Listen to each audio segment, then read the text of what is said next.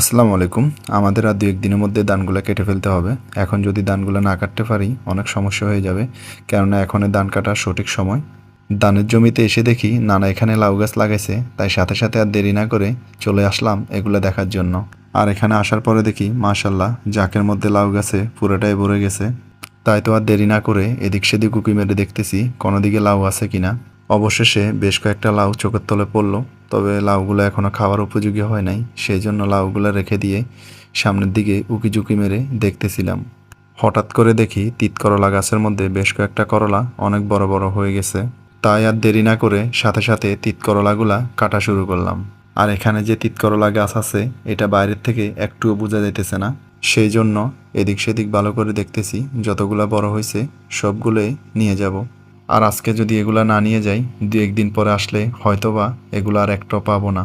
যেহেতু এখন ধান কাটার সময় এই পাশ দিয়ে অনেক মানুষ আসা যাওয়া করবে। ওই পাশে দেখি আরও বেশ কয়েকটা গাছ লাগানো আছে, দেখি ওই পাশে কোনো কিছু পাওয়া যায় কিনা।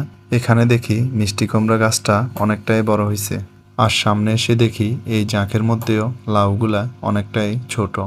আর লাউ যেহেতু পেলাম না, চিন্তা করলাম সামনের থেকে কিছু শাক কেটে নিয়ে যাব। সামনে এসে দেখি গাছের আগাগুলো পানির মধ্যে পড়ে গেছে। তাই আর বেশি দেরি না করে সাথে সাথে এখান থেকে কাটা শুরু করলাম। মোটামুটি রান্না করার জন্য বেশ কিছু শাক নিয়ে নিলাম। নানা ভাইয়ে ডেকে বলতেছে শাক আরও কিছু কাটার জন্য, তাই সামনের থেকে দেখে দেখে মোটামুটি আরও বেশ কিছু শাক কেটে নিলাম। শাক কাটা শেষ করে জিজ্ঞাসা করতেছি এগুলো হবে কি না। মোটামুটি এগুলো আমাদের হয়ে যাবে। আর এগুলা নিয়ে এখন বাড়িতে চলে যাব। দূর থেকে দেখতেছি নানা একা একা জমিনে কাজ করতেছে। তাই আর দেরি না করে সব কিছু ওখানে রেখে নানার কাছে চলে আসলাম। এসে নানাকে বলতেছি জমিনের কাজটা আরও কিছুদিন আগে করা উচিত ছিল।